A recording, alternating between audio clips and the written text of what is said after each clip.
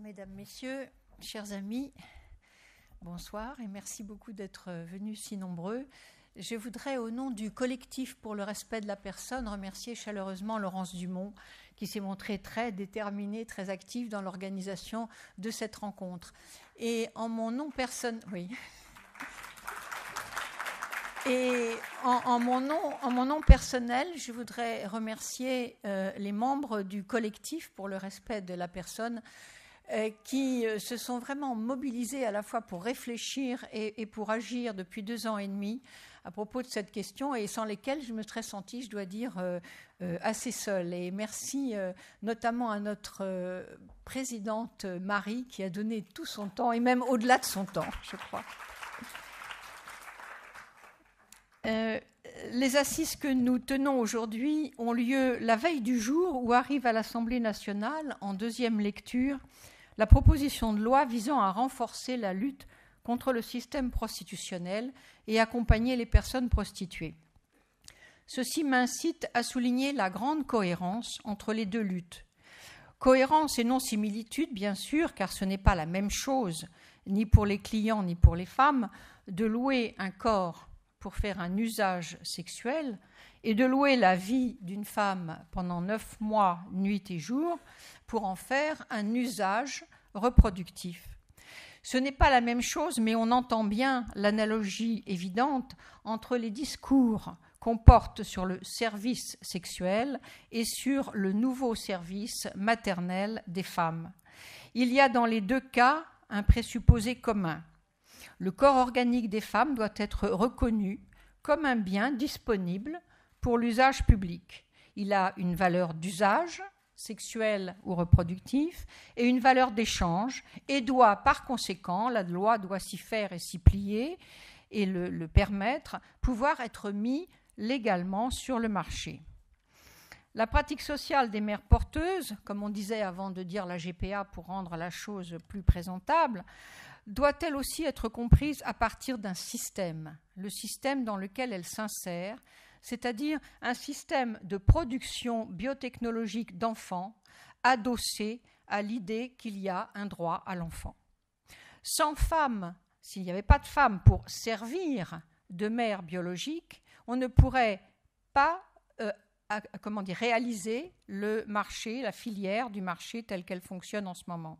On peut produire des embryons, mais jamais des enfants. Je souligne biologique, mère biologique, parce qu'on dit trop souvent la mère porteuse n'est pas la mère biologique. Elle n'est pas la mère génétique, en tout cas pas toujours, mais elle est la mère biologique compte tenu du fait que pendant 9 mois, à chaque seconde, il y a des milliards d'échanges biologiques entre l'embryon, le fœtus et la mère. C'est donc bien la mère biologique.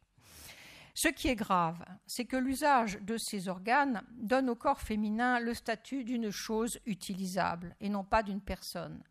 De plus, cet usage fait de l'enfant un produit de commande et lui donne une valeur marchande.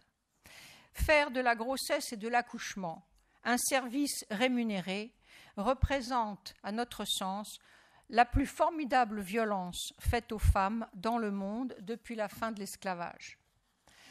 C'est un asservissement, c'est une servitude. La question est donc posée au premier chef, aux législateurs, dans ce pays et dans les autres.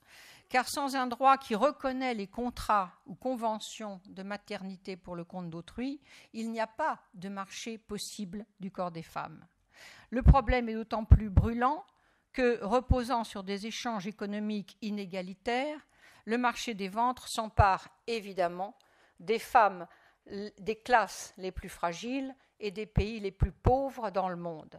C'est un marché clairement néocolonial, il faut le dire. C'est pourquoi on ne peut plus se contenter de protéger par la loi les femmes françaises ou européennes. Il devient indécent de se désintéresser du sort des femmes du monde entier. Pourtant, et c'est un constat cruel pour un continent comme l'Europe qui se réclame sans cesse de sa culture et de ses valeurs, on observe au sein des institutions européennes une tendance forte, à fermer les yeux sur le tourisme procréatif des Européens, et même, deuxièmement, de tenter de définir un cadre international pour réguler la GPA sur des bases communes. Des commissions travaillent en ce sens, de façon tout à fait partiale, au sein notamment de la conférence de La Haye. Le collectif pour le respect de la personne a adressé à cette institution intergouvernementale en mars 2015 un document pour montrer à combien les droits humains étaient menacés par la GPA, et nous n'avons reçu aucune réponse. La position de la Cour européenne des droits de l'homme est encore pire, et elle dépend du Conseil de l'Europe, comme vous savez, et elle se montre absolument indifférente à l'aliénation des femmes, à la marchandisation du corps et au véritable intérêt des enfants. Pour finir, un simple fait. La personne chargée du rapport sur la pratique de la GPA au Conseil de l'Europe s'appelle Madame Petra de Sutter. En tant que médecin, elle pratique la GPA dans son service depuis 10 ans dans un hôpital de Gand, en Belgique. En outre, elle est précisément associée comme experte et conseillère à une institution indienne, un hôpital, qui pratique très ouvertement la GPA commerciale, et on peut aller voir sur leur site qui s'appelle The Seeds of Innocence. Assez curieux, non. Cela se passe complètement de commentaires. Heureusement, et je terminerai là-dessus, Laurence l'a dit tout à l'heure, le Parlement européen, quant à lui, vient de condamner formellement la maternité de substitution en tant que marchandisation du corps. Ceci sera pour nous tous un appui précieux pour l'avenir, un point d'appui précieux, et cela nous donne un peu d'espoir de faire bouger les choses. Merci.